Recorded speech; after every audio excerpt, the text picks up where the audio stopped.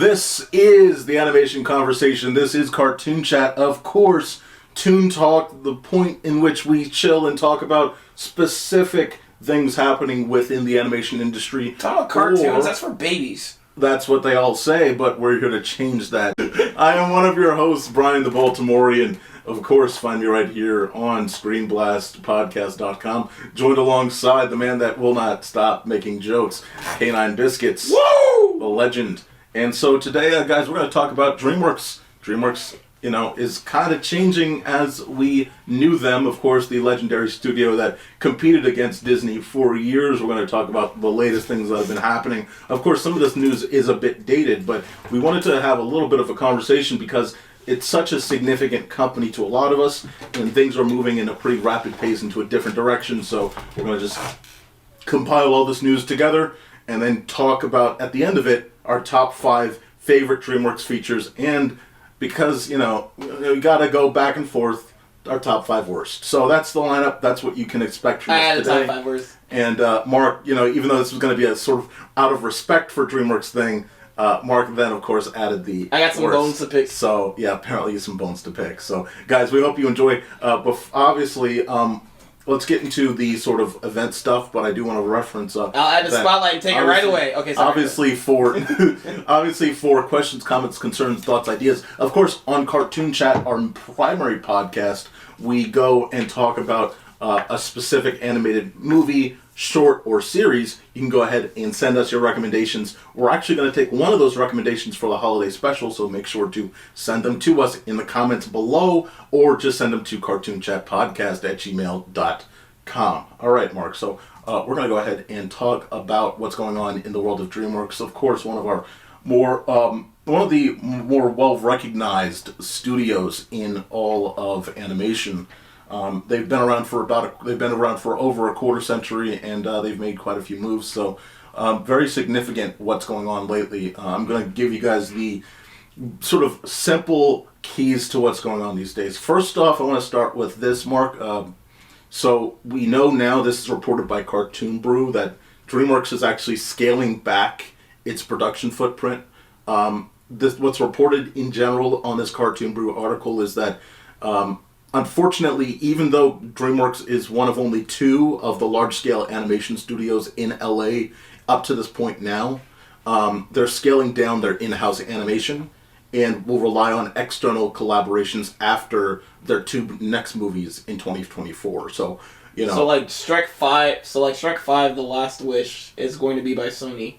So yeah, whatever's coming after 2024, which is Kung Fu Panda 4 and Wild Robot, those are going to be the last 2 that are like the true last in-house animated movies. And, what we know up to this point is that one of those movies will be worked on with Sony Pictures Imageworks, and the other 3 the other 2 projects will be with another partner studio we have yet to know about. So it's a changing time. I mean, I will talk about it later, but I will talk about Trolls 3, for instance. I at first and throughout the year had no anticipation of Trolls 3. In fact, in our Puss in Boots review, I had no interest in seeing it. But once I learned about this news, every single DreamWorks movie, now and there's only 3 left now that are really just pure in-house, I'm going to check them out because this is a studio that does have a specific style and look to their content, and, that's changing. That's a sucky thing. Gotta do it for the trolls, man. Gotta do it for the trolls.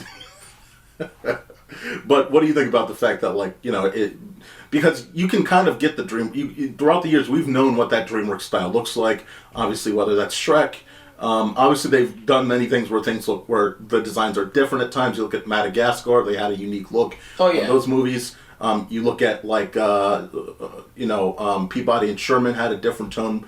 But you kind of, overall, I like that one, yeah. Their human characters are very recognizable, you can say. Yeah. And so... Illumination has their own style of humans. And exactly. Yeah. Exactly. So it's one of those things where, and it was good to see the progression, too, in their studio. One of the movies, and we'll talk about this in the top 5, I love the fact that I can look at How to Train Your Dragon 1, and I can see the progression from... I remember still...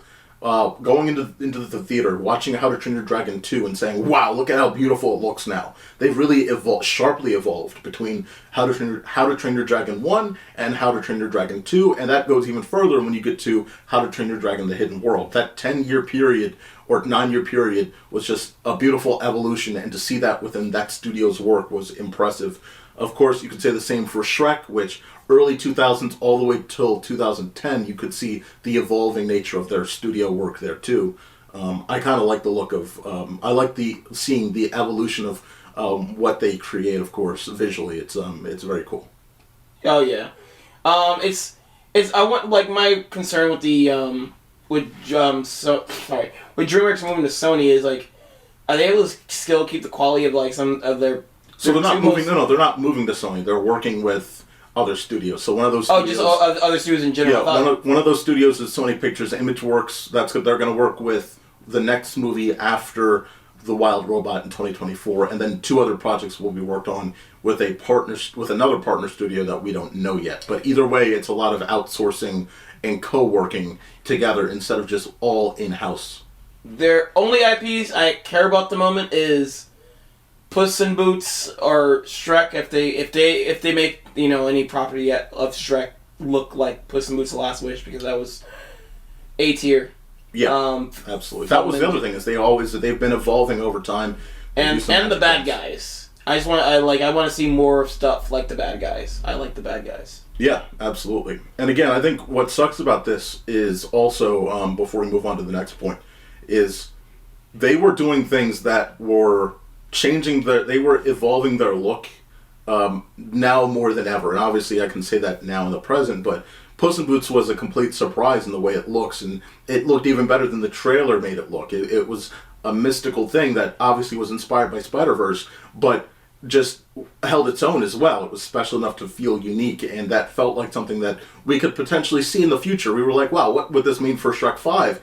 And my fear is, I mean, obviously, they apparently want to keep the tone of all of these, how they look and everything, but my fear is, will that adjustment, working with all these different studios, will that lose this tone, this animation style and or the art design that we've seen from DreamWorks? Yeah, like, I'm gonna go off subject for a bit because there's no perfect way, no perfect podcast to talk about in here. Did you see how, like, under budget the fucking Bad Guys Christmas special looks? No. I didn't even know there was a Christmas special. There's a Christmas special coming to Netflix. So yeah, you showed me the Christmas special. We did a brief little look at it. I didn't know about it. Yeah, I knew about it. That looks. We talked about Wish looking unfinished in the trailer. Obviously, we can talk differently now after seeing it, but this looks like like it was half complete. It's so stiff, man. The animation it doesn't feel right. It's like they didn't really give it the time that it needed to cook, clearly, or the time to give it the detail that it needs. That animation design clearly needs a lot more effort put into it. The models are there, the shading is almost there, but, like, that animation is so fucking stiff. Yeah. Just, like, give it a little bit more budget, more time. This is a Netflix special. Come on. Yeah. So that's unfortunate, but at the end of the day, though, but just to wrap up the fact that they're scaling back their production footprint, and this goes hand in hand. Their employees. DreamWorks announced in October, of course, that they're going to be eliminating 70 positions, or they already did, for cost reduction within the company. The company also plans, by the way, to consolidate so they can lease out structures within the DreamWorks campus. That kind of tells you where things are. They're like, we're going to try and combine everyone into one key structure, and then all the other structures we have on the animation campus, we're just going to lease those out to other people, potentially. I'm glad these studios are keeping balance, because the one thing I was worried about during the strikes was we're too many, if people, like, if they clear the strikes, there's going to be too many people employed. So, like, I was about to say, what the fuck? Now that the strikes are back, like, okay, we're going to unemploy some people. That way we can keep the balance. I was going to be absolutely honest with you. I was literally about to. I saw your face. I was like, what is he talking about? But that's definitely the CEO mindset there. The point is, it's funny that, like, we're getting a lot of stories. Is like people are just getting there's layoffs, people are getting fired, and like it's like after the strikes are getting cleared. Yeah. And it's like, oh, can anyone keep these jobs in Hollywood? What is Hollywood? Why do people want to work in Hollywood still? Besides the fame. Well, without the fame. I mean, well, why do people want to work in Hollywood still? Who aren't trying to be actors? Well, I think again that the system brings a potential lot of opportunity. You give the idea that your work. I still think the idea of being one piece of a bigger picture when you talk about a motion picture. Yeah, I would love to too. Yeah. is a dream that a lot of people want, and I can absolutely get behind that, and I understand why. And it's unfortunate that again, like when you talk about, we've talked about job losses all around all around animation and all around Hollywood. And like you said, by the way, you made a great point when you were talking about this with Acme versus on our episode Acme versus Warner Brothers, and obviously it's called Acme versus Coyote versus Acme, but it's Coyote versus Warner Brothers on our title card. You said where exactly would there be high morale? Because at this state, there's no place where you could feel like your job you can be comfortable, because everyone's either losing their job or they're being treated by like trash, or the risk of AI is now pushing, and that's the next topic that we're. I feel bad for the people who are currently in school or trying to get an internship like during like this messy year. Yeah. They're like, I'm trying to work in after I'm graduating school, I'm trying to get an internship in Dreamworks. Oh, that's gone. Okay, well I'm trying to work in this section. Oh, that's gone. Alright, I'm trying to work in this section. Oh, they're on strike. Oh, they're going through a kerfuffle right now. Yeah. A lot of the old guard locations are downsizing significantly, relying on AI, and we're going to talk about that next. And by the way, the downside that it seems like a downside, but there's actually an article written, I think I have it linked, but it's from moneycontrol.com, where they were talking about, the animation workforce is changing, but people are finding ways around that, where there are other places that, that want animators that aren't just at movie studios, but there's dozens of places, and I'm not just talking about like 5 places, but there's a lot of places that are saying, hey, we like animators here, we need animators here, whether that's video games, whether that's for just a lot like commercial space. And also, of course, there's a lot of people that what I love to see is, whether it's on YouTube or any smaller space, social media space, we've seen a lot of these animators that are doing great work. What I see in the comment space is like, man, you should be on Cartoon Network. It's like, no, they're better than Cartoon Network at this point. Like, I think for a lot of these, for up and coming creators, the world now is better for you outside of a place like Cartoon Network, I don't know about DreamWorks as much, but I know that the conditions at Cartoon Network and Warner Brothers Animation Warner Animation Group is pathetic, and how they treat them is pathetic, and I think that it's just there are better places now, and that's my key point. So Yeah, well, I'm digging the indie scene. Online indie scene. I'm seeing a lot of good online pilots for stuff, 100%. and people are showing you get the proof is in the pudding. People are showing the appreciation by donating to whatever Kickstarter or Patreon to get a bunch of series going, like a big internet series that's going on right now that's getting all the love as a hell of a boss. Oh, there you go. I was about to say it, but you said it. Nice, yeah. It was so cool to see that grow. I love that. I love it 100%. That is consistently going. Good lord. Absolutely. They're just they're just gotten a ball rolling. Or just someone as simple as and classic as Explosive Entertainment back in the day, where it's we're just doing a couple shorts, and they then grow into this thing that's so big, and become the comic of YouTube for a while, that comic series on YouTube for a while that people can jump into. And the sad thing I'm hearing too is the DreamWorks campus or studio. I heard it was a great place to work.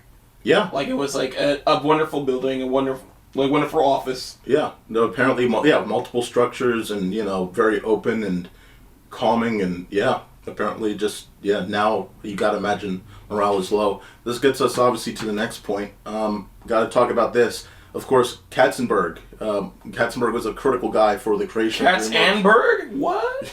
But he said, and this is just like when you talk about just layer cake and just like, oh, this is definitely what I don't want to hear. Of course, this is news that's traveled across the industry. I don't want Quibi. Leave me alone. It's crazy he did that, but he lost over $1 billion on that, I believe.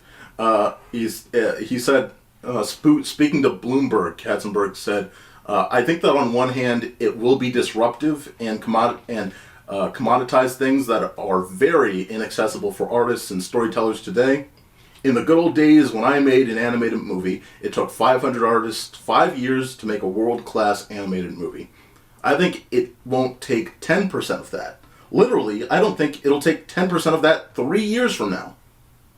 Katzenburg, that's end quote, Katzenburg predicted the cost of animated films will fall by 90% due to the assistance of artificial intelligence. Now, the big reason why this is important is because Katzenburg was the president of Walt Disney Studios from 1980 to 94 until he left that company to found Dreamworks Animation in the heart of the Renaissance, of course, launching Dreamworks, like I said. No, he left that company to find the Struck Dungeon, and then he found Dreamworks.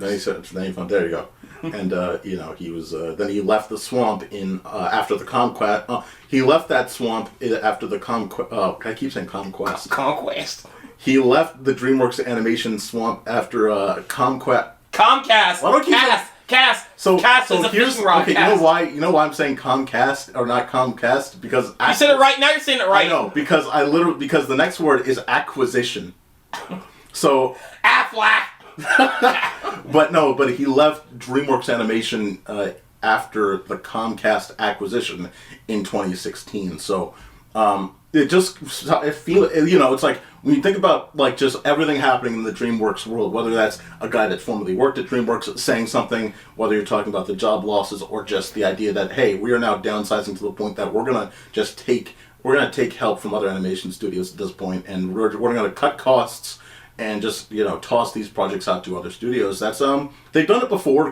We talked about this earlier off camera. Captain Underpants, one of them, but it's one of those things. Those examples, Arden itself. And Arbin, of course, and that's just the thing. It's like the changing guard of how things are going in the world of DreamWorks. There, yeah, Mark. By the way, did you have any thoughts about what Katzenburg said and how that makes you feel about the future of over animation overall?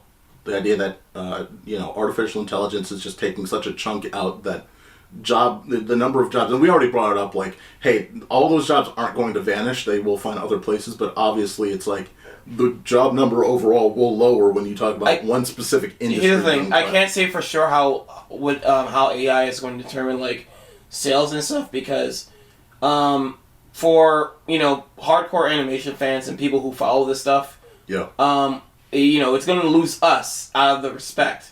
So it's like, we're going to try to, we're just going to try to not support this kind of practice, not support things that are fully AI. As for the general consumer, if it's good enough, they won't be able to tell the difference. That's true. So, yeah. It depends how good the AI is or how good it can get. Feels like Wish was AI. Feels like it, so it's probably getting close. Well, the foundation work is there. All AI can do is just like take what was already there and just kind of regurgitate it into something else. That's it. Yeah. So you can't really do much originality with it. So you can have like a human I see the future as like we're just gonna have to work with AI. Oh yeah. So AI, either we're laying the foundation and AI finishes it, or AI lays down the foundation and humans finish it. I hate this kind of future. I don't support AI at all, but like it sucks. It does. Executives just want to be cheap and they want to use it. I wish AI was dummy expensive. I wish we didn't have easy access to it. Agreed. Oh god, it's like not even we're talking about just the entertainment space. Oh, it's gonna get way worse. We're talking about allegations being false through AI and shit. It's just like that whole mess. It's so bleak. Yeah, we'll see. The future is so bleak because the age of AI is how we've got now we've gone too far with computers. 100%. Yeah, it's gone just to a point where you just think, man, like, I can't imagine what it's going to look like, you know, in the future, because there's just this big, like, question mark at this point. Like, you kind of don't know what's going to happen. And that's, you know, not to make it dour, it's just one of those things of, like, hey, we're in it's literally, like, brand new world. And I'm sure people felt this way when the internet was brand new. Like, hey, what the fuck is this, and why is it like this? And that had to freak a lot of people out. Of course, I'm having my fun. Like, I have a good time laughing at Mr. Krabs singing DMX. But, but like... Why that example? But I can understand voice actors being uncomfortable with it, because if I hear myself saying, like, stuff like racial slurs, or talking about how, like, I love committing crimes and shit, I'm going to feel really uncomfortable. Oh, absolutely. Like this technology is weird, and, like, you know, when you hear your own voice say the stuff you never want to hear yourself say, it's just like, oh, this is just like some kind of, like, disgusting witchcraft.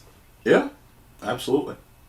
It's an unfortunate, risky state of things that we're just going to have to watch out for, and obviously we also have, that's every industry now, and yeah.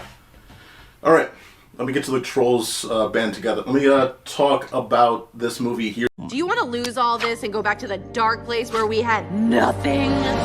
Please, sir, I want some more. Girl, we grew up in the suburbs. Our parents were dentists. So, how was school today? Stop attacking me! Trolls Band Together came out a couple weeks ago. This is the third movie. Now, DreamWorks has had a lot of trilogies out there.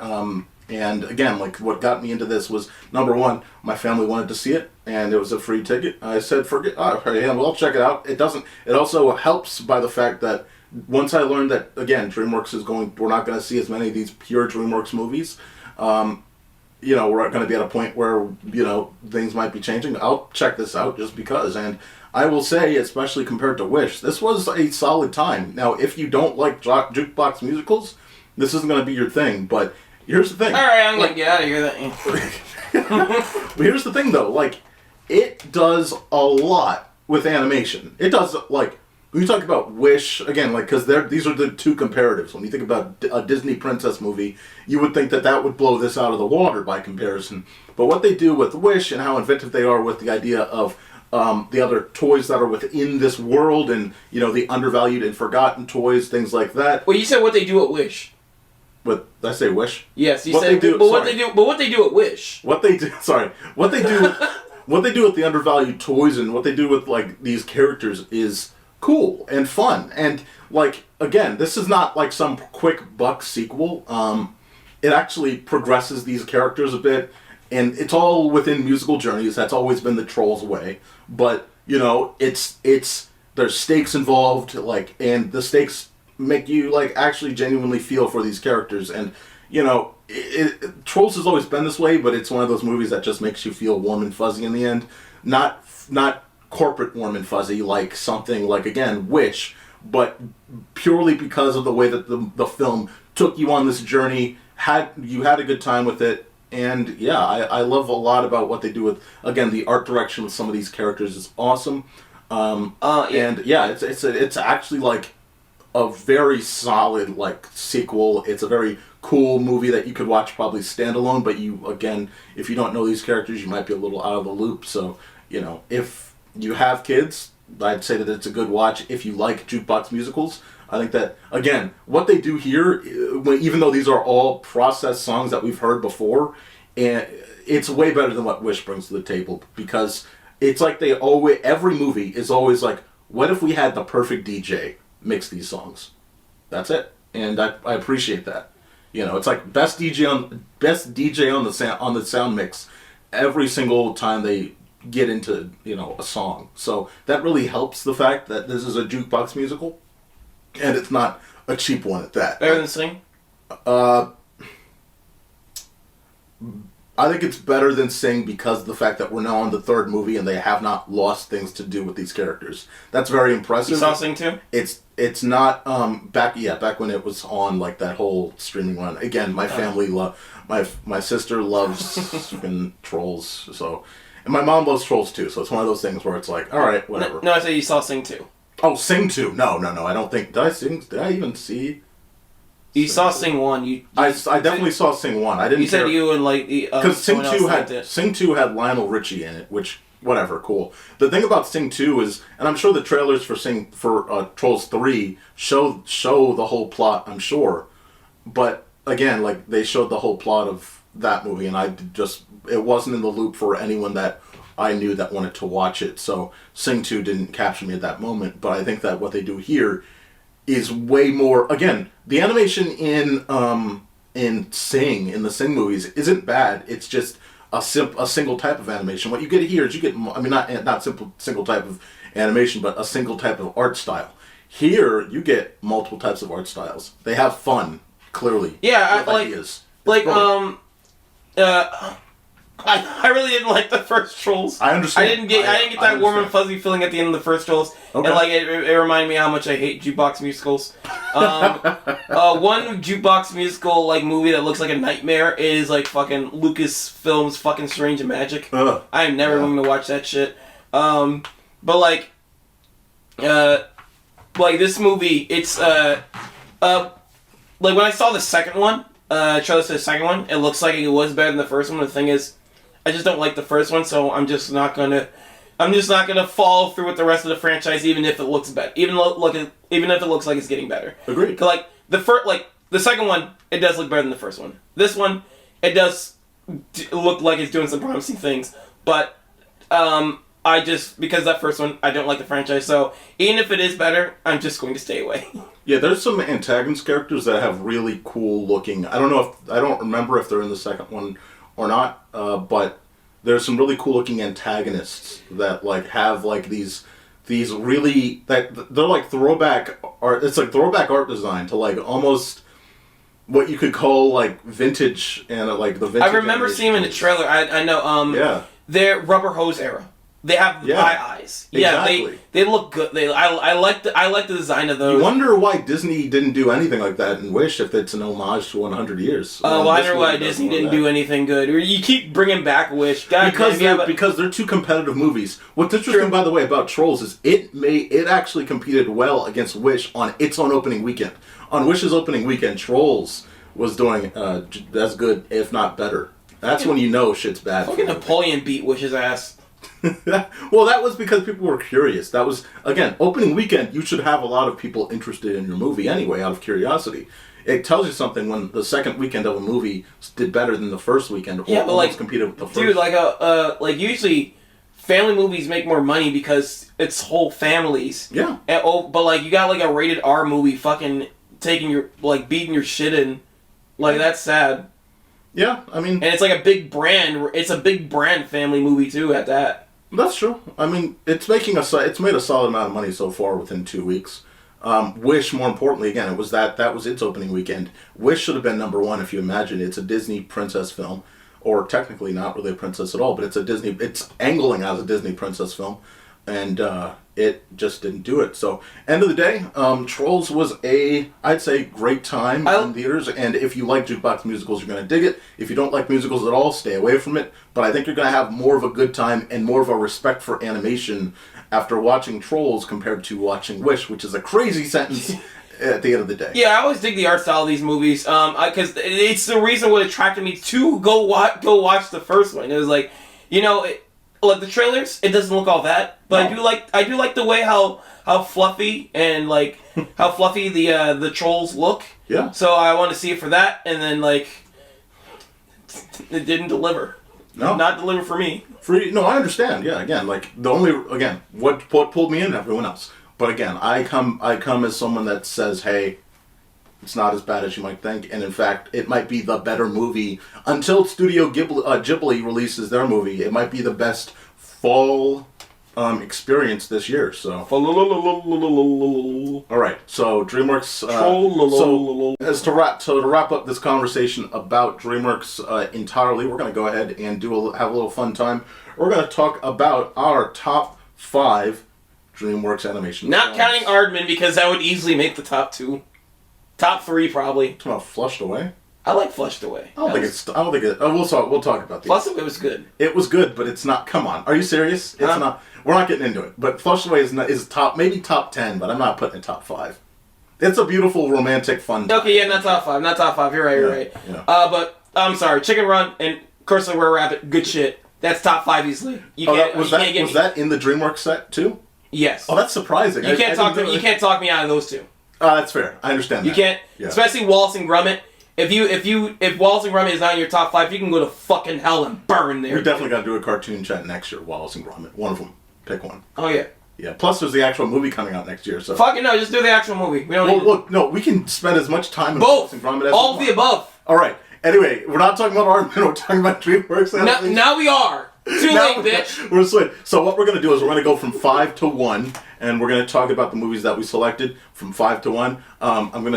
I'll start with my 5, then I'll toss it over to Mark's number 5. I'm going to... Oh, by the way, before I get into that, I do want to say some mentions, honorable mentions, because, look, I'm a huge DreamWorks Animation fan, grew up with them, obviously Mark did too, but I know them inside and out, remember so many of them, so I gotta mention Spirit, which is actually a very good movie. That first movie is a beautiful film, does a really good job with the American West, tries to give you both angles of it through the lens of a horse, and again, that horse's tale is fun, so Journey is fun and somber at times and interesting and has a lot of heart in it, so again, Spirit, that sequel was ass, fuck you guys, and, I can't... Wait, you saw it? I don't need to. I'm not going to. Watch it. You can't say it's ass. Yeah, well, that's why it's not my worst yet, because did you look at the score for it? Is it good? No, I don't care. Anyway. Let me look at the score. I'm going to look at the score to Spirit Untamed. Anyway, fuck you. Go ahead. I'm going to tell you the score of Spirit Untamed. Yeah, but so I'm going to wait, because then you're going to pop out. So the Spirit Untamed, it's... It's a 5. It's probably got a solid score, but 48% Rotten Tomatoes, 5.5 out of 10 IMDb. Yeah. 3 out of 5 Common Sense. You can kind of tell because they tried to turn it into a Barbie series compared to what it was. I heard the horse isn't talking that one. Are you serious? I didn't know about that. Fuck them. Shit. I don't know if it's true or not, but that's all right. Well, either way, got to mention the Hidden World. I think what they do with the third How to Train Your Dragon movie is amazing. I wish that they could have more time, but again, I think these are honorable mentions. I think they were honorable mentions. I think they were just they had a lot of characters that they wanted to close the door on before the movie ended because they knew this was the end. But the problem was they only had a certain runtime, so you have a sort of undercooked villain. But it's still a beautiful time. It's still a beautiful movie, but couldn't put it in the top 5. Shrek 4 is a great closeout for that whole thing. Shrek 3 was such a mess that they did a really good job with everything. It's a very heartfelt story. It's a very connectable story, understandable story. And again, 4th movie, great job for getting that done. And I gotta mention, even though people don't like this necessarily, Sinbad Legend of the Seven Seas is a beautiful 2D CG movie combination that does a really good job with its art and animation. It looks beautiful. It's got an awesome villain. It's got awesome sword battle sequences and just awesome combat sequences and just a lovable cast of band of pirates that you can enjoy. I got some kick-ass fire animation. And some fire animation, yes indeed. Like literal fire. Literal fire animation and ice animation, yes. So A+ for all of it, and just couldn't make the top 5. Mark, oh wait, let me get to, sorry guys. My number 5. My number 5 is Shrek 2. Usually some people would put this at number 1 or number 2, but Shrek 2 for me is absolutely an amazing film. It levels above the magic of the first movie and just takes all these characters, adds a couple more, puts you in a relatable situation with the parents, and it's all just this fun journey with the characters that you already know and love. It adds a few more characters, like Puss in Boots, of course. It puts you in an interesting magic situation that I think they do a really good job with, and it's one of those movies that you can say is a timeless classic because of some of the comedy moments, how heartfelt it is, where it puts Shrek in certain moments, and where you think the journey is going with, obviously, what's his name? Handsome guy. I can't remember his fucking name for some reason. My brain is, who's the... Prince Charming? Prince Charming, and of course, yes. So, yeah, just all around great movie. Great music. Cannot drop the music. Great music.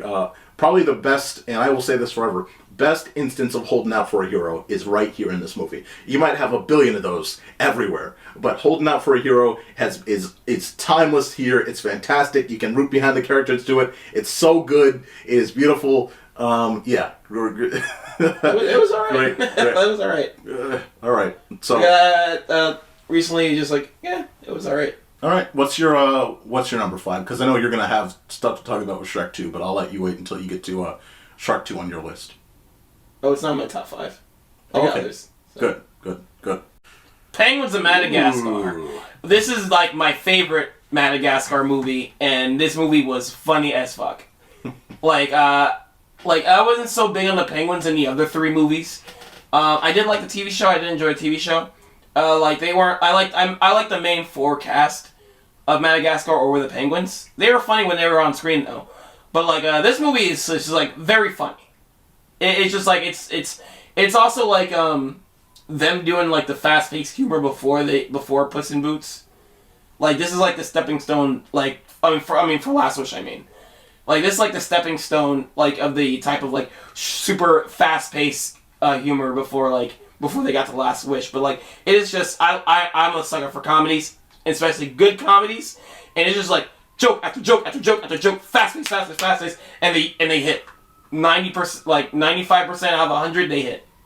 It's a shame this didn't make money. Yeah, I know. It's like this could have been such a cool new universe opening thing for them. It clearly a great film. What a shame. Yeah, this is a fun movie, and I think this is a great way to end like the Madagascar franchise. Technically, again, every Madagascar movie made, except for this one, every single Madagascar movie made more money than the last movie. So I don't know what the fuck why they stopped is a forever a question. Because again, the whole thing about that was like, yeah, well, we'll do it when the audience is ready. It's like, well, the audience paid for this movie, dude. They all like, you made hand over fist on the last movie, like. Whenever you're ready, this is a profitable franchise. Doesn't matter. All right. Let's go ahead to our number 4 here. All right, so my number 4 is obviously another well-recognized movie, and that is Kung Fu Panda. Now, I'm going to be honest, I was split between 1 and 2 because I actually love what they do with the growth of the characters in 2. You get a lot more sort of detail, a peek behind the curtain to Poe's backstory more into... Oh, yeah. I think it's a lot more passionate. That fireworks sequence. The fireworks sequence is amazing. But I think this is the first movie in itself is such a brilliant film too. Like if you can't choose one, you can choose the other. And there's another movie on this list where I chose the sequel as well. So I didn't want to keep making like Shrek 2 and this sequel 2 and this sequel 2. So if I'm gonna go with one that is a great original, it's Kung Fu Panda. You obviously Jack Black's character Poe is. His growth is great. The fact that he has to deal with what is his name? The raccoon, the red panda. I mean, I can't fucking think of all these characters' names because they're going through my head so quickly. But the lore of the Furious Five, how he has to grow as a character. Obviously, the big bad in this movie is like probably one of the best villains DreamWorks has ever made. Oh yeah, he's a panda. Like the delivery. I think it's Kingsley. I think he does an amazing job with his voice. I cannot downplay that at all. And again, I think everyone, the voice cast is great. The music, the score of Tai Lung. There we go. Tai Lung, yes, the score is phenomenal. And again, the journey that you have is, I think, you cannot. I don't think there's. I don't know if there's I think there's only a few movies Disney has made since this movie came out that's maybe better than it. It stands the test of time as being a phenomenal film, and I think it's a movie that, if you haven't shown your kids this and it's like, I want to go see this movie, no, go see check out Kung Fu Panda. And of course, the 4th movie is coming out soon, so it's perfect that it's number 4. So yeah, Kung Fu Panda, number 1, I think is phenomenal, but I've got other favorites. Mark, got to send it over to you on the other side. What do you got for us, number 4? Okay, so... Number 4 for me is Shrek 2. I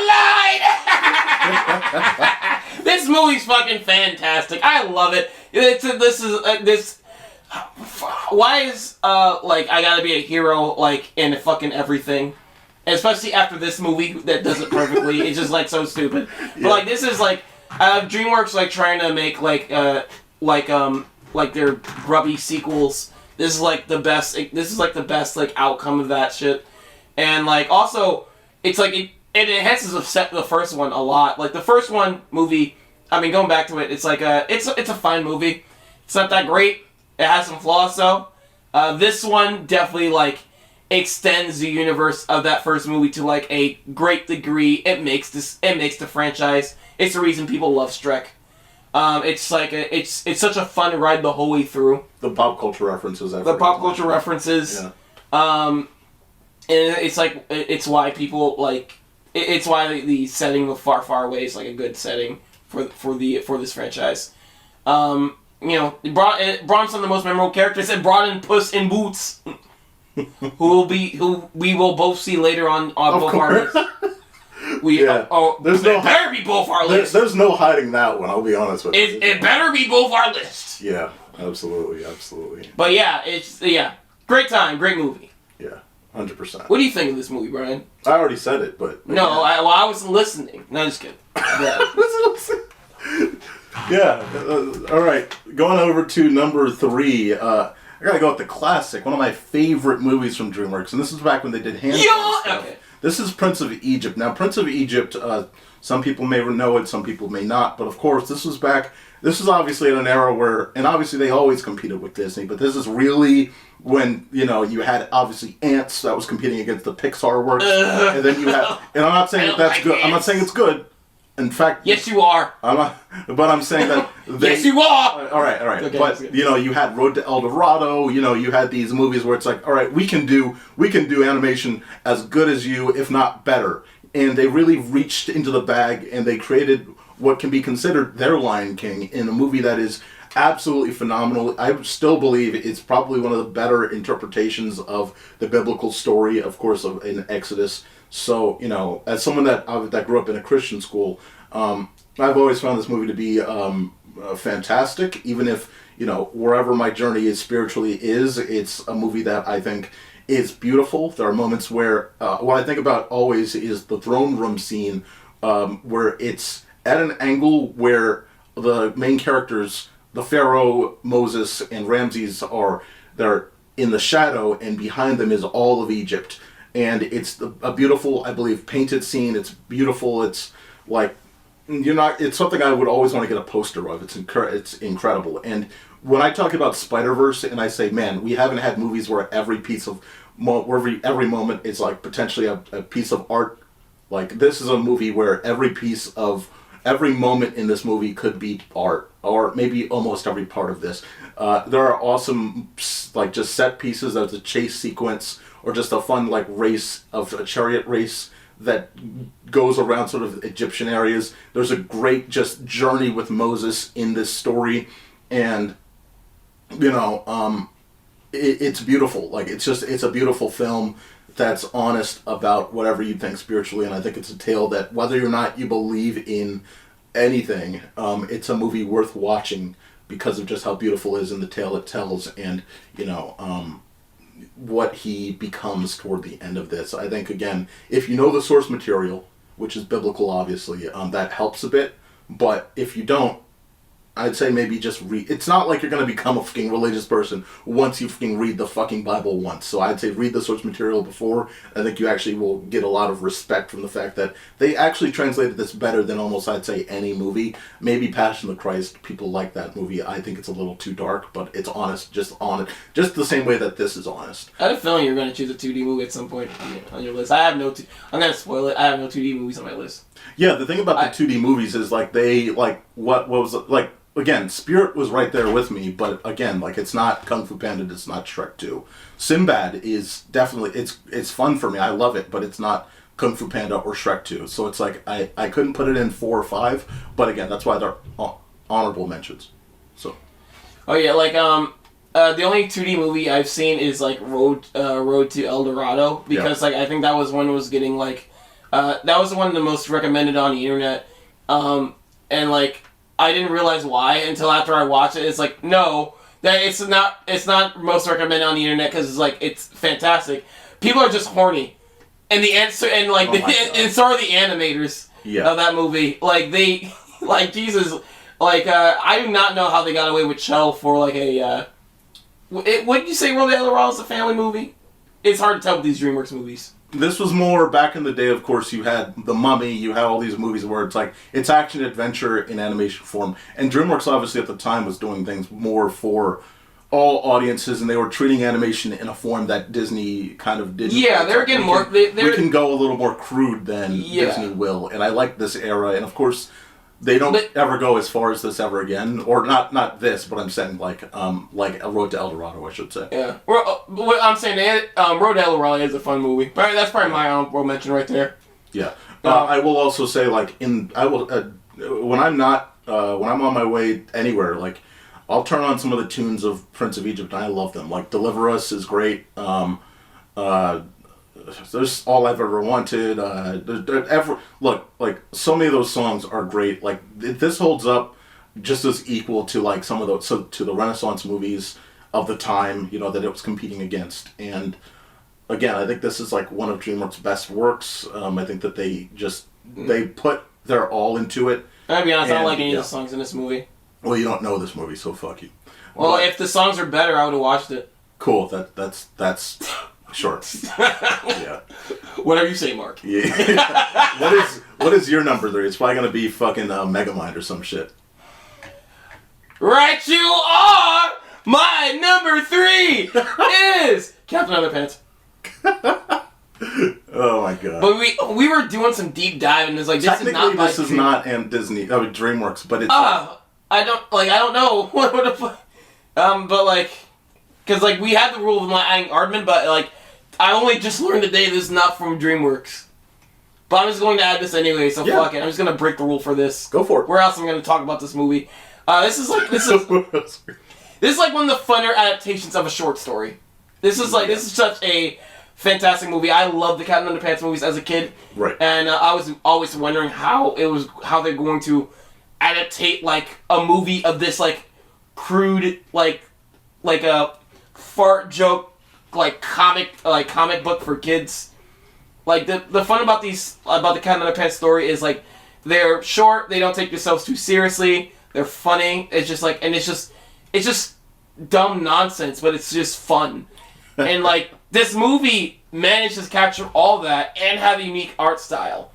And like it's just like it goes by so quick, and it's just such a fun blast to just get through. 100%. Like, I mean, it looks like a good time. I can't recall. From what I don't know if. When's the last time I watched this? Probably. You actually did see the movie? Well before. It's been probably 8 or 9 years since I've watched this, or not 9 years because it came out in 2016. So 7 years or something like that. Very long ago. So, very far back. I'll be honest with you. Oh yeah, it's a fun time. I love all they've been doing with Captain Underpants, like the Netflix stuff. That's been good too. Like they've done this property well. They've done this property well. Yeah, it's a shame that Dogman never got anywhere because of course just. Yeah, I haven't seen the Dogman stuff, but I like how like simplistic and like child friendly the creator's art style is. Yeah. And like, oh yeah, and that was a weird thing. I was like always wondering how are they gonna translate that art style to 3D, but they actually did it. They found a way here. Yeah. And it's nice. And then like I want to see that with Dogman too, but like I guess we're not getting that. Unfortunately. Yeah. But we'll get another Boss Baby. Yeah.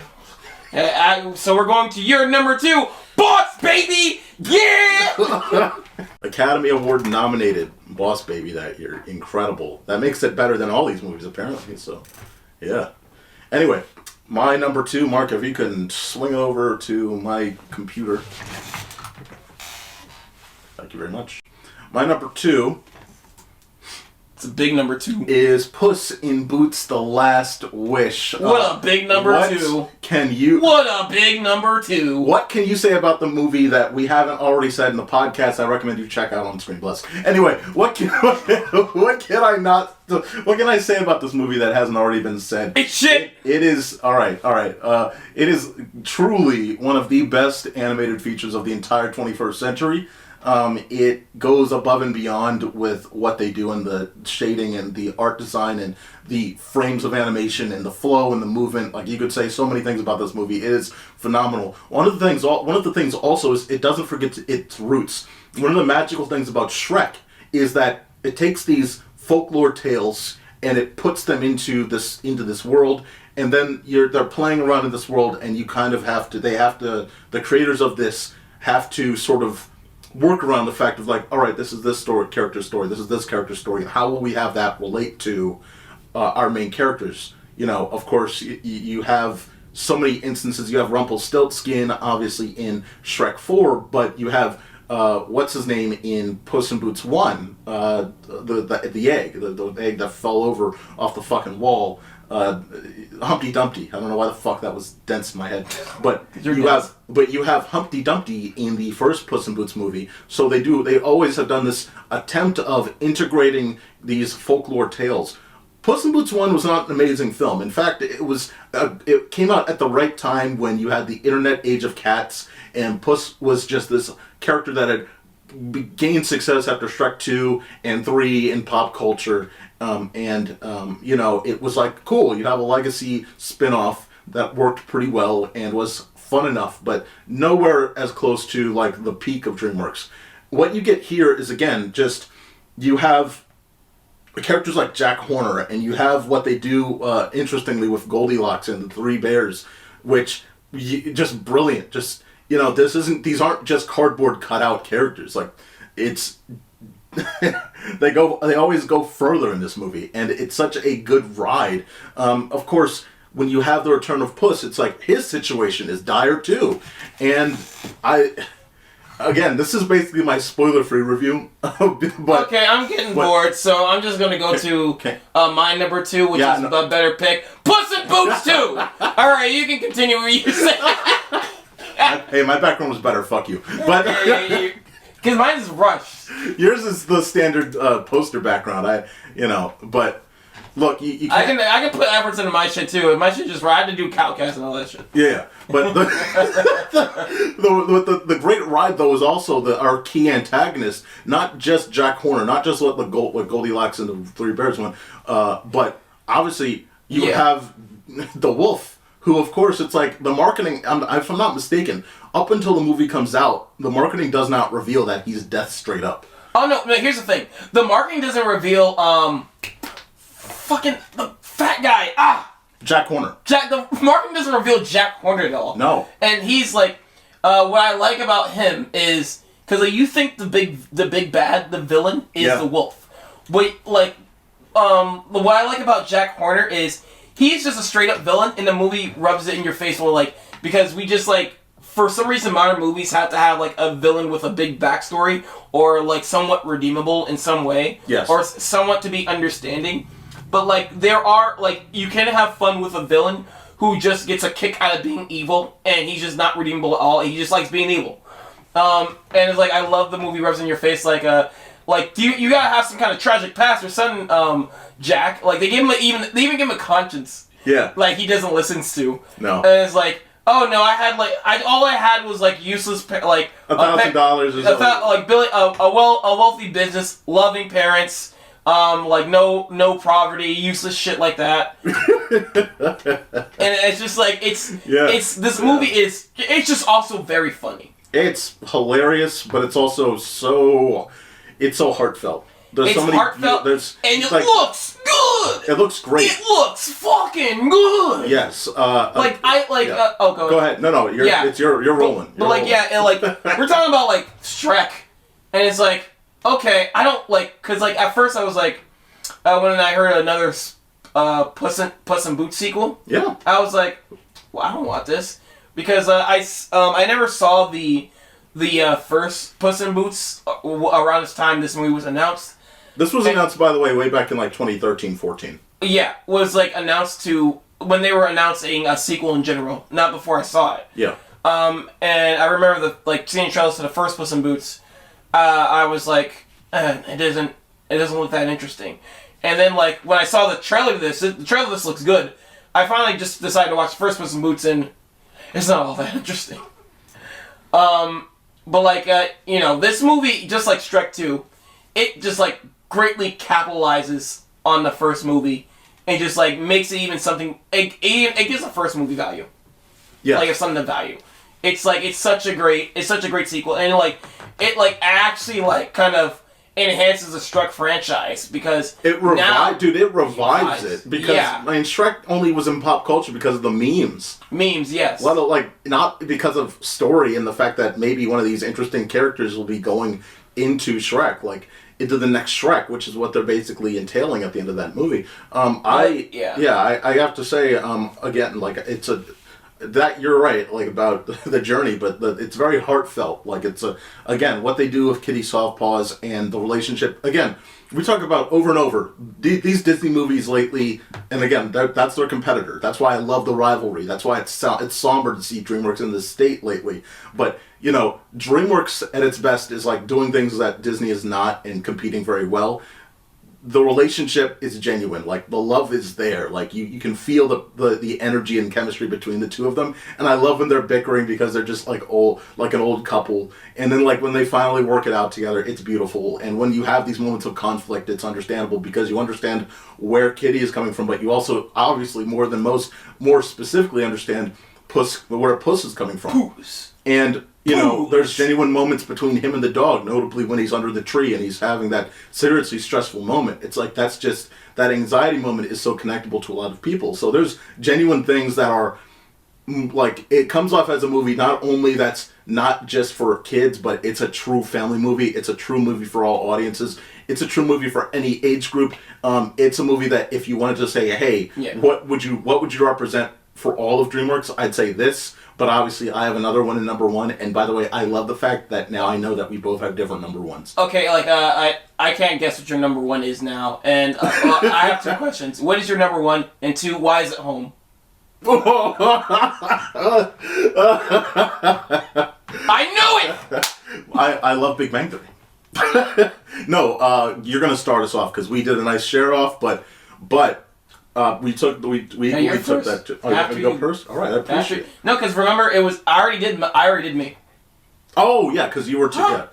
Good point. Yeah, but yeah. Again, we spent a lot more time talking about this movie on the ScreenBlast podcast from last year when this came out recently. So I recommend. Be some fucking bullshit. What are you talking about? Wait. Can I hype up our own podcast, motherfucker? You're over here talking. I'm trying to hype up the ScreenBlast podcast. Anyway, check out our full review of Puss in Boots: The Last Wish over on the ScreenBlastPodcast.com. Or, of course, you probably found this. So just remember, check that out. And, of course, my number one. Bullshit. My number one, fuck, man. I have so much love for this movie. Shrek is love, Shrek is life, that's a video! My number one is How to Train Your Dragon 2. Now, I brought up earlier that, and from this point forward, I'm going to go ahead and I'm going to box myself on this one. But, alright, so I'll put this full screen. So, How to Train Your Dragon 2 is number one for me because it is... I've said before, look, it was hard for me not to choose Kung Fu Panda 2 because of the journey that they take with Po in that sequel. What they do with Hiccup, what they do with Astrid, what they do with all of the characters, the dragons involved as well. The journey, the antagonist, everything is the song, the music. It comes off so strong, and it's such a great follow-up to a movie that, yes, it's a good movie, but it definitely is not Kung Fu Panda, and it's not, it just doesn't reach that height, but it's definitely like, yeah, it's an approachable movie that, it's almost like you're learning to live with this dog or this creature that, that people are sort of nervous about, and everyone sort of learns to accept it, and I understand that lens, and that's cool, and it makes Hiccup more confident, and that first movie is cool, yes, but it's nowhere close to how far they go in How to Train Your Dragon 2. What I think is fantastic about How to Train Your Dragon 2 is it's multifaceted. Number one, it was like I think I said when we were talking about the overall history of, not history of DreamWorks, but the state of the animation moving and downscaling. You could really see an improvement in the art and animation. How sharp everything was, how clean everything was. I still remember how excited I got when that trailer aired, and it was like just them in the sky. It was such a great reveal for a trailer. It was so awesome and cool. Had a lot of fun with that, just watching that trailer. I remember just listening to Go Where No One Goes. I think that was one of the key songs in that movie over and over, and that song carries through to the third movie too, which again I think is a great trilogy closer. But again, you have implications of Hiccup dealing with like a villain that you're just not going to be able to sweet talk. You can't win them all. And we talked about this with Puss in Boots: The Last Wish, but you talk about a character that you're just never, a person you're just not going to be able to turn. You talk about the implications of his family. Obviously, his father's been a lot more accepting of what he's shown him with the dragons and how they can become beneficial. What happens to his father, him working with his learning about his mother, and then that becoming a great bond in the fact that this builds into the first movie very well, and it also extends obviously into the second movie very well. His relationship with Astrid growing, that was cool. Again, you want to see character growth in these movies. You want to see character moments that are going to shape them, make them stronger, make them better. And Hiccup was a character that I grew up with, obviously, and it was great also the fact that, again, he was growing up not at necessarily the same age as the audience, but, he's not a kid anymore. And he was becoming that leader that, his father wanted him to be. And it's a very strong film, but I think, it's hard to say, hey, watch this sequel first. But I think it's just, I think the first one is good enough to watch first. No, it's not bad. It's not bad at all. In fact, it's great. It's just not the highest of DreamWorks, but I think, definitely watch that first one just so you get more of a heartfelt connection to these characters. Because, again, this is, I think, the heart of the three movies, and this is why I think it's probably my favorite DreamWorks trilogy in general. I think that it's just that strong, and I think... again, what they do with these characters is great. I think the score is fantastic. I've listened to that score so many times. I have not seen this. Oh, good. This is, and again, I'm sorry not to keep it going, but fuck, man, I love this film.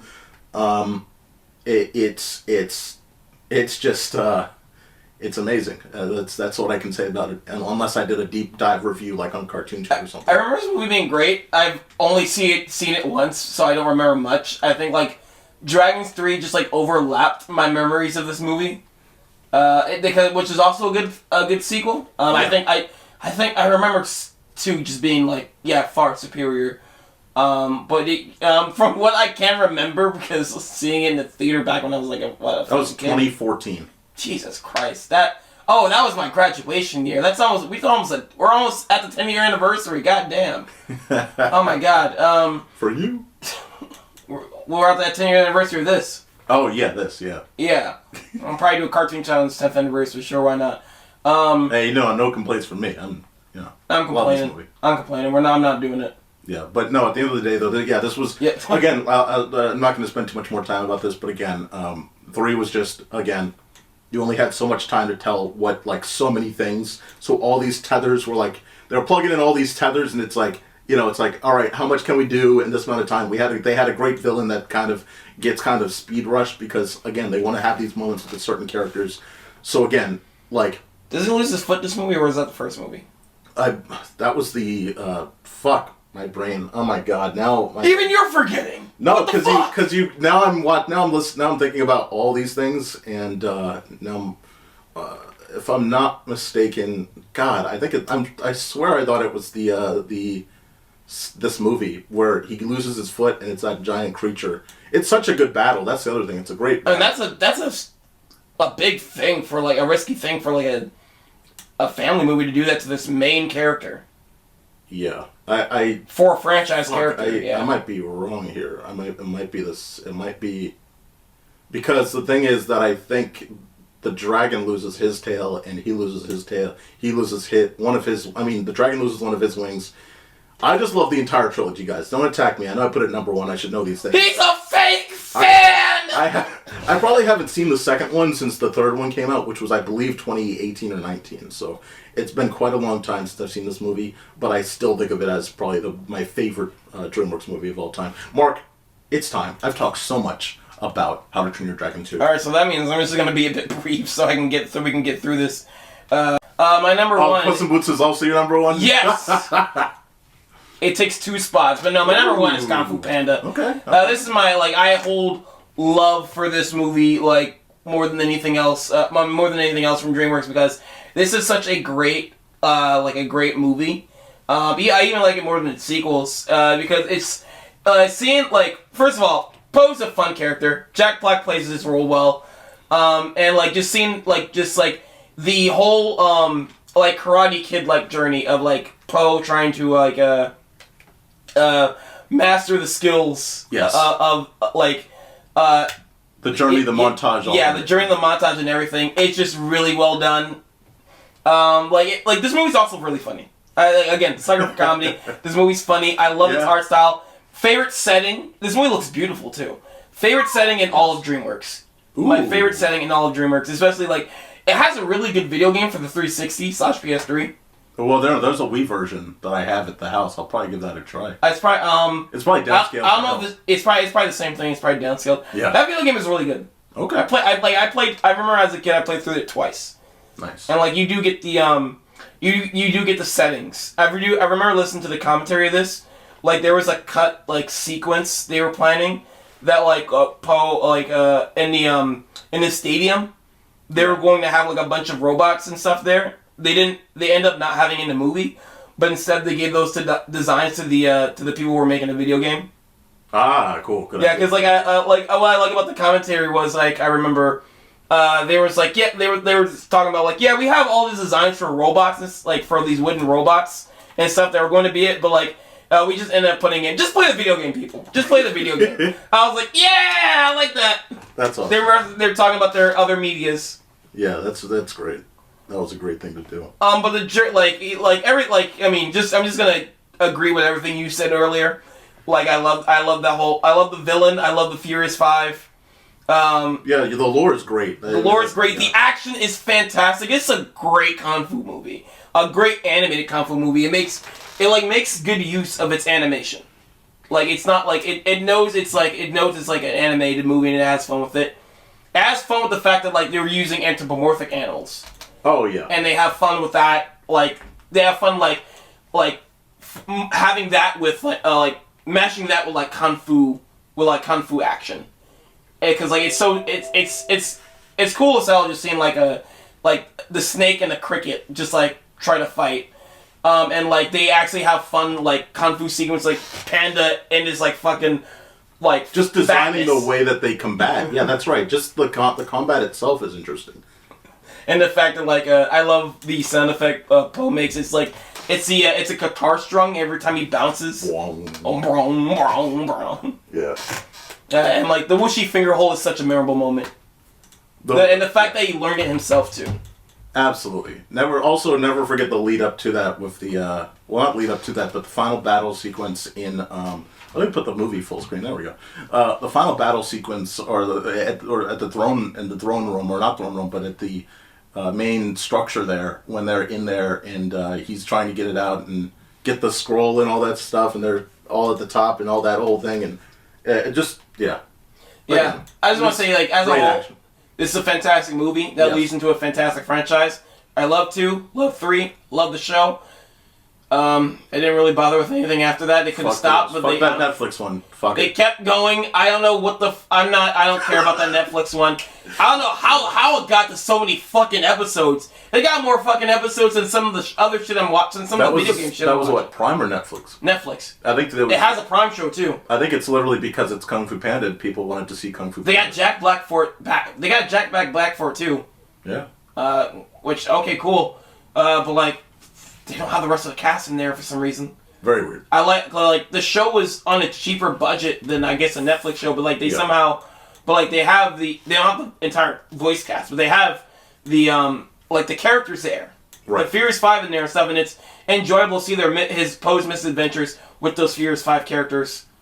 It's by the way, I recommend the Nickelodeon show. It's a really Legends of Awesomeness. That's what it is. Yeah, the Nick show is The Nick show is like as good as the actual. No, it's not as good as one, but like it holds up, is what I mean to say. It holds up with the lore, is the point. Yeah. Well, whereas it just falls a bit the more that you go. Not the other series stuff. Speaking of the lore, Secrets of the Furious Five, and I think there's another one too. That's really good too. I have that DVD. Secrets of the Furious 5 is really good. There's another short, a direct-to-DVD short that's really good. That's about the Furious is like it's about Tigress first time gathering all the Furious 5. Yeah. And she gets them mixed up with Poe's list. Right. like of what do you want of like his possible career choices, because it's like maybe I'll get a comedian, and she accidentally gets like I think monkey or cricket or something like that. Yeah. But that's also, you know what I'm talking. You seen that one before? There's such good, again, like they're so good as characters that again, like I even though they had the smaller film or the shorter film for the Furious 5, I still think that in the mid 2000s it would have been a dream if they did a Furious 5 movie as well, just because I think there's still enough momentum. It seems so missing. And like, you know, this eventually will be a cartoon chat. When we do that, I'm just gonna. 4 is coming out soon, so we'll definitely do something. Yeah, when that happens, just for the sake of like talking about it, I ain't gonna talk about it anywhere else.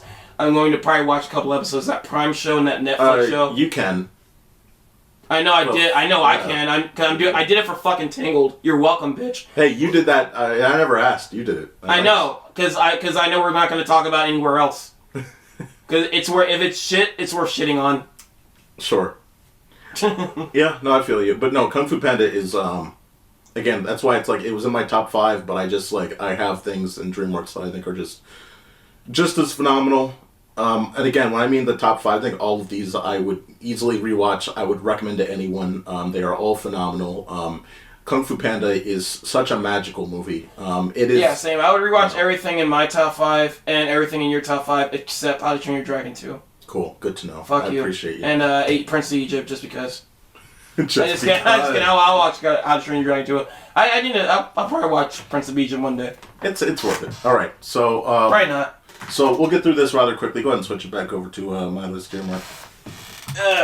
So we'll get through this rather quickly, but of course, when there is the good, Mark wanted to do this, even though we were celebrating the era of DreamWorks. We got to celebrate. So unfortunately, here's how we do this. We're not going to just do back to me, back to you. Just go through it. No, what do you mean? Don't worry.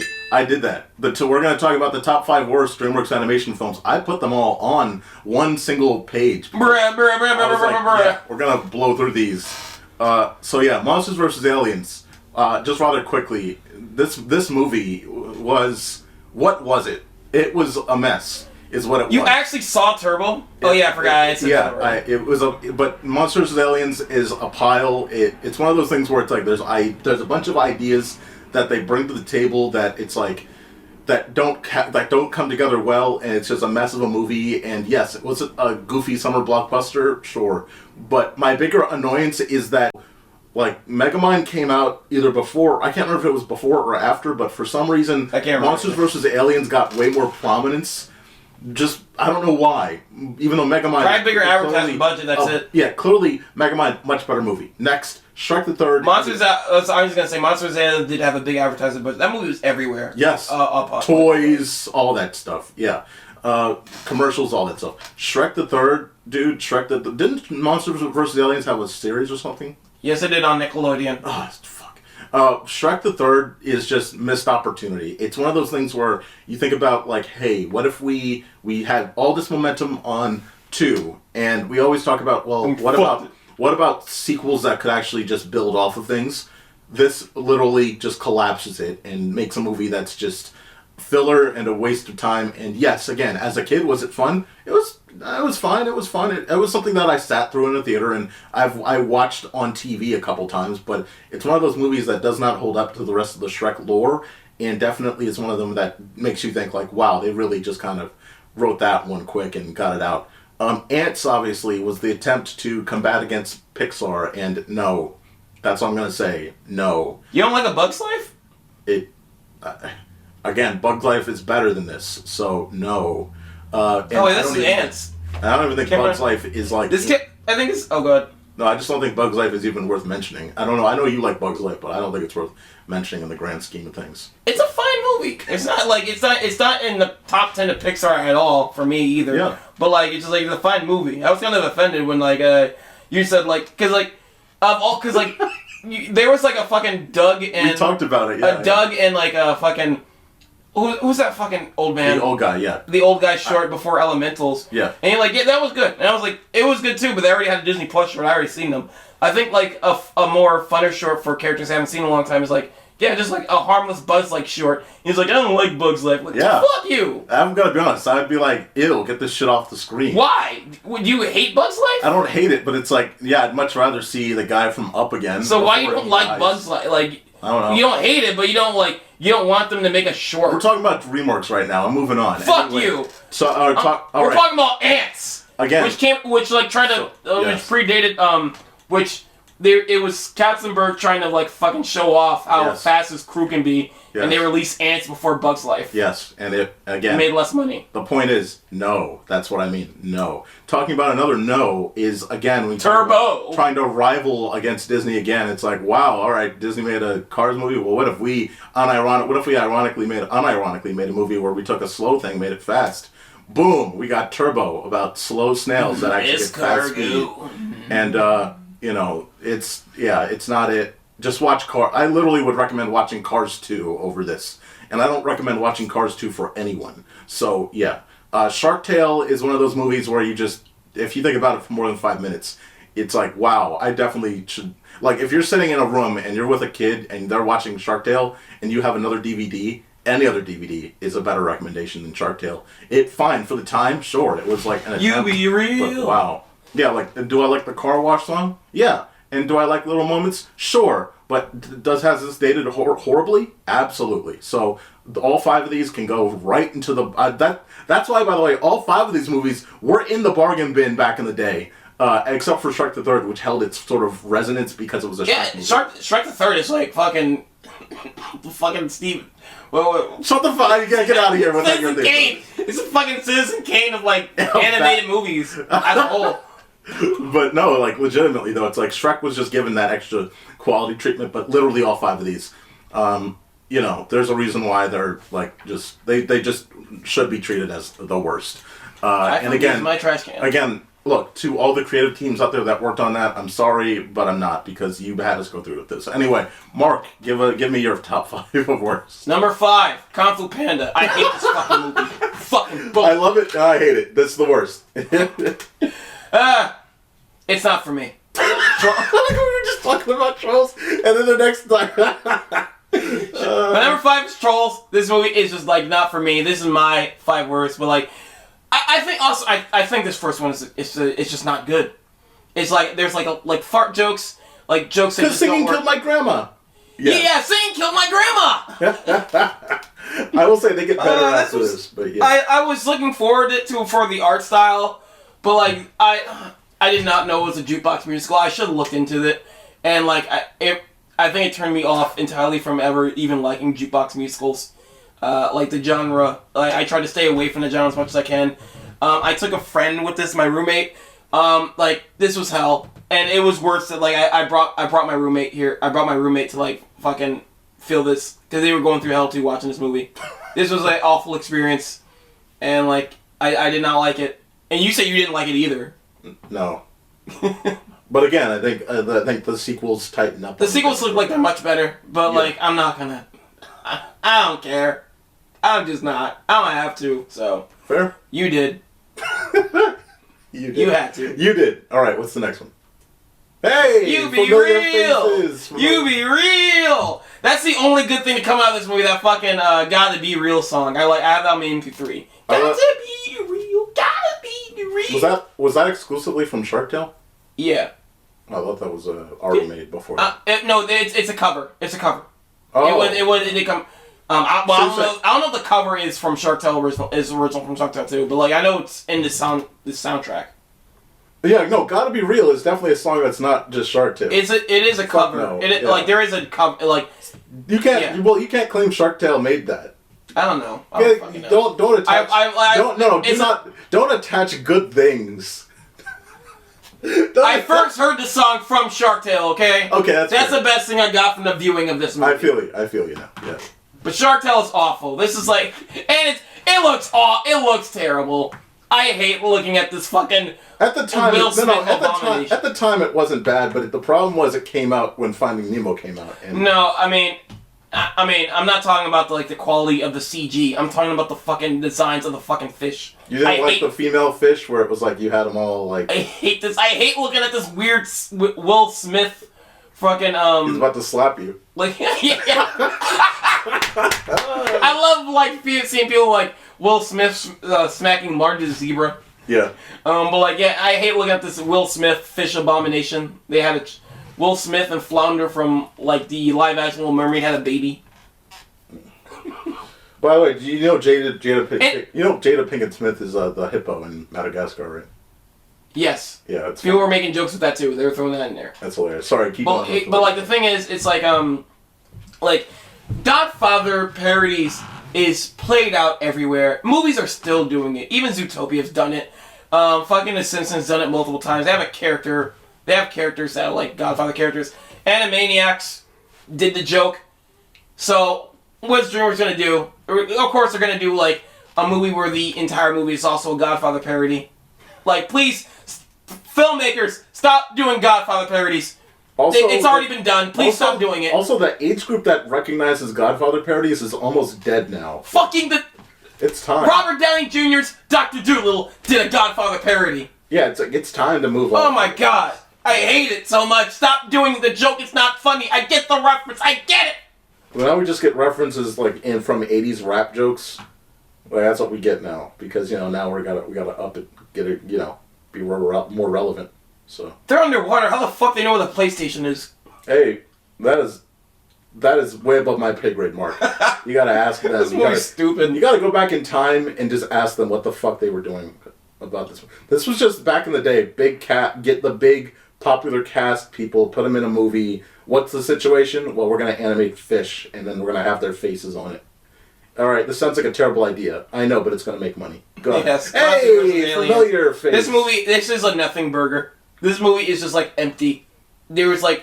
No, there is one thing. I'm sorry. When she's in that wedding gown, people. I think we made this joke when she's out doing that battle. I think it was the battle, and she's in the wedding gown. It's like, wow. There's got to be a lot of people that are just looking up. Yeah, looking up. Yeah, that's all I'll say. That's the only positive. I mean, if this was like, it'd be funny if this was more of an adult movie. There would be like a lot of more jokes about giant woman.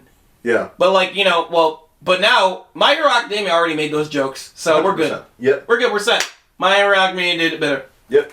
But no, this movie's nothing. It's just like the jokes don't hit.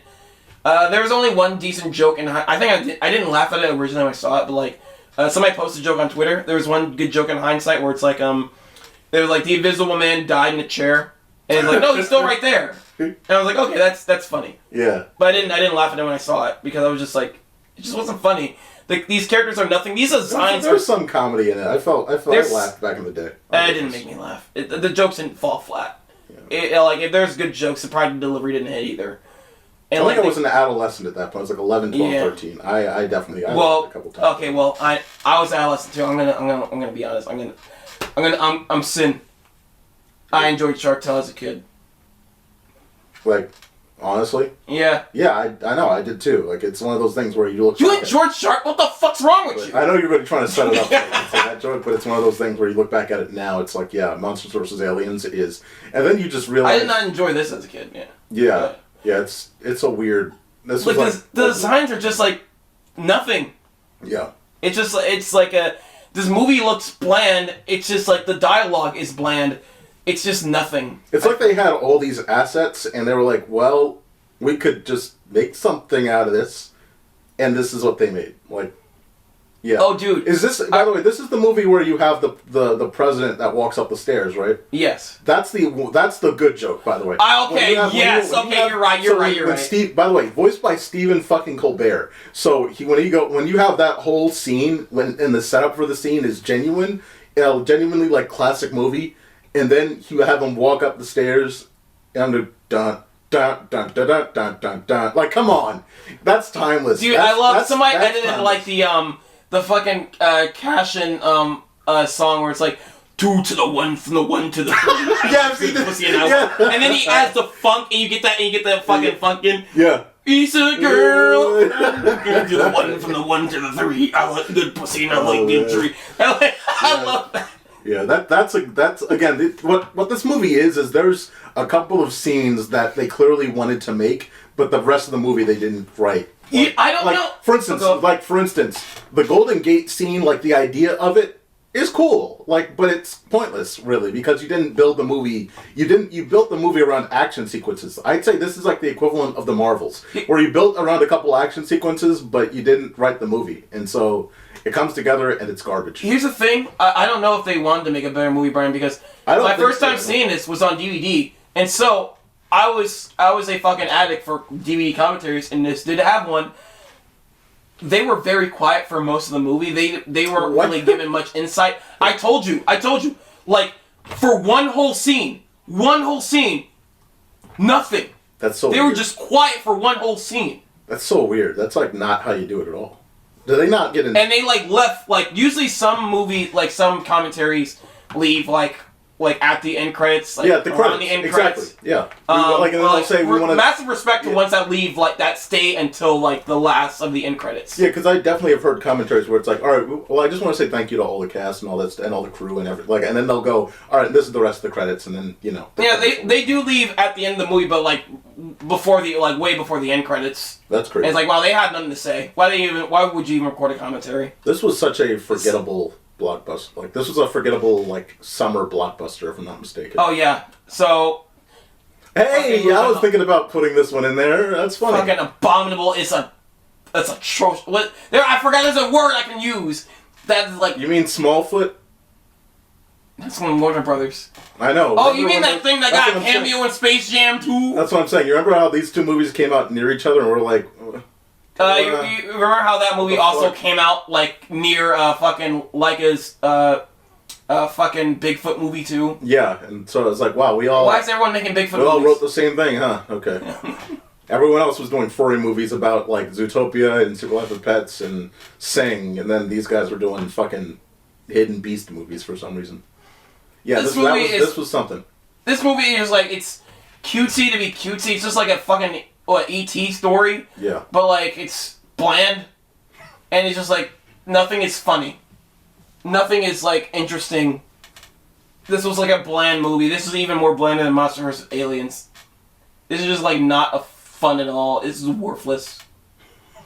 Like, I told you, like, there's this trailer that they fucking delete off the face of the internet or like everything. Yeah. I remember I was watching fucking Tim Burton's Dumbo, which is also very bad, and the trailer for this came out before that. Yeah.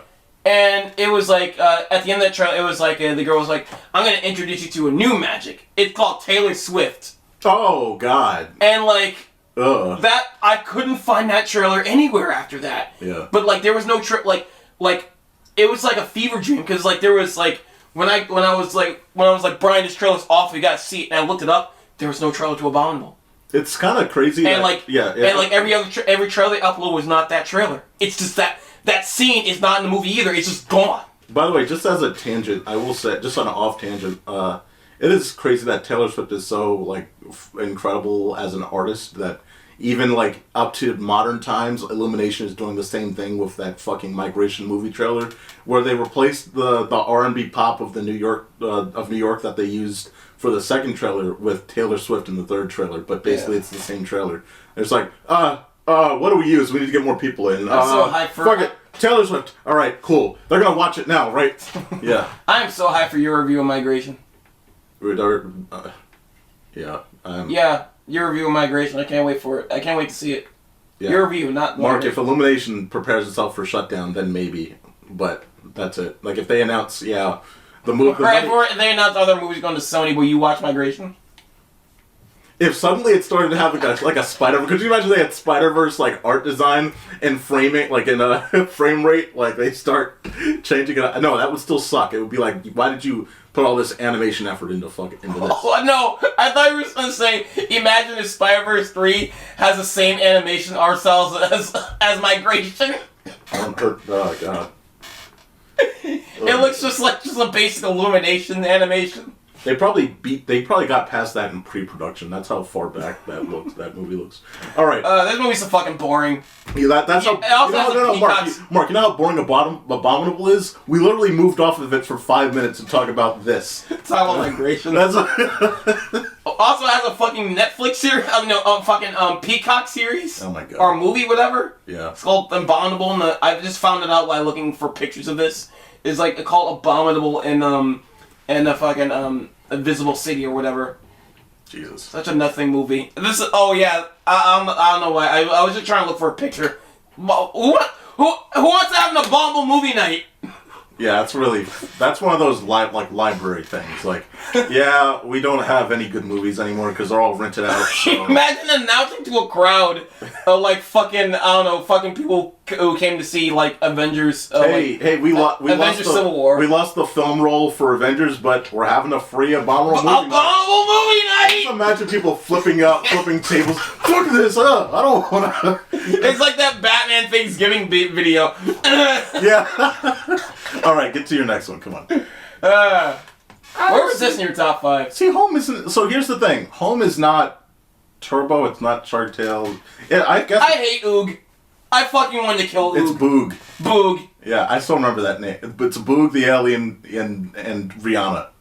It's like this movie. It's like it's not that this movie is just bland. It's also annoying. I don't like Boog.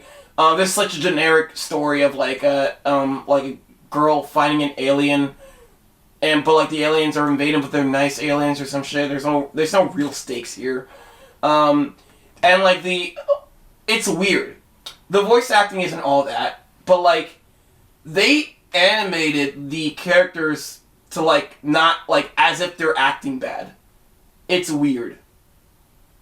Like it doesn't fit. Like yeah, I think they animated okay. You see how like when people like have like stiff or bad acting in live action movies. Yes. They animated the characters with lack of expression. With the boring voice acting, as if they're bad live action actors. Oh shit. But yeah. I do think that again. I think if I can just go to West. Yeah, there we go. I do think that Home is. I'm done. Yeah. Look, I'm not about to start defending Home, but I'm just like, look, it's not anywhere in the top like 10. It's not even in the top like 50. I don't know how many DreamWorks movies there are, but it's definitely in the lower half. The thing that was like kind of annoying was like they were clearly riding off the success of Jim Parsons in Big Bang Theory. And sure, he's fine in Big Bang Theory when he's in a support role or partial main role where you don't hear him all the time. But when he's just, that's all the role is. The movie is just him making jokes about, I am basically being Starfire. It's like, I am doing the dances. I am being the one, like, and it's like, I'm good. I'm good. And look, like, my sister likes Home, and I don't mind, like, I remember we watched like fucking 3 seconds of that Netflix show. And it was like, no. It was like, no. It's already annoying. No, I already invested more than enough time that I needed. I watched the movie more than once, and that's fine. I think Home is fine. I think it's annoying. I think, like, it's like the stakes aren't real, clearly, and you know where it's going, and it's a casual adventure. It's like, hey, if that clearly was a movie that was made for, like, hey, here's a thing that you can watch in the background, check it out, and it's fine. It's a very forgettable experience. Okay, I probably should switch Abominable and Home, but still, Home does belong in my top 5. Well, that's the thing, is Home and Abominable are at, like, that same rate of, like, yeah, they're fine, but they're nothing.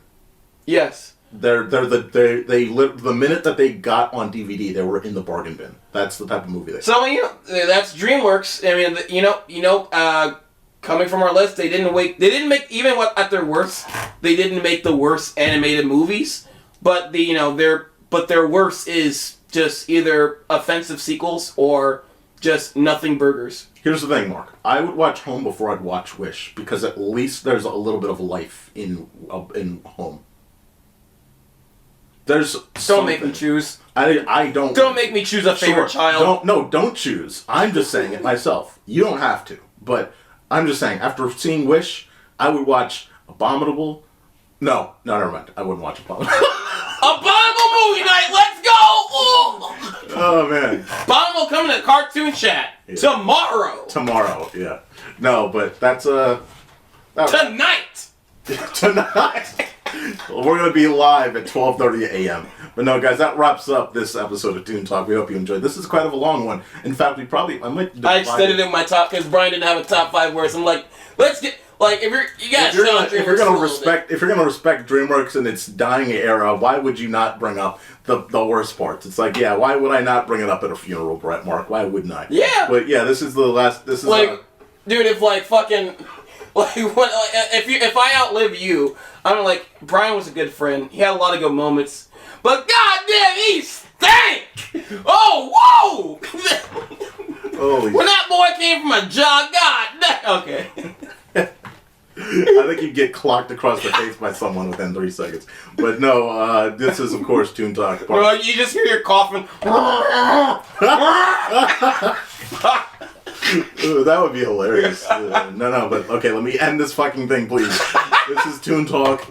Of course, this is Toon Talk, one of many conversational pieces of Cartoon Chat in which we obviously talk animation. If you enjoyed this episode and you want more, make sure to subscribe to the Cartoon Chat. If you want more of this, make sure to subscribe to ScreenBlast Society on YouTube. Make sure to check out Cartoon Chat on YouTube. Make sure to check out ScreenBlastPodcast.com, which is of course our podcast feed, so that we can just keep making more content. We want these numbers to go up. So, again, Toon Talk is just a casual conversation about animation. We want the fans of animation to support this show. So if you like more of this, also make sure to email us at cartoonchatpodcast@gmail.com.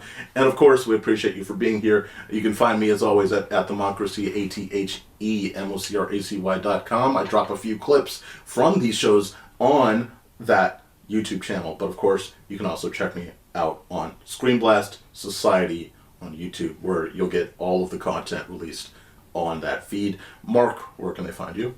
At K9Biscuits, that's K9BISKUTS.com. Alright, guys. We appreciate you for watching, and stay tuned. Logging on, everybody!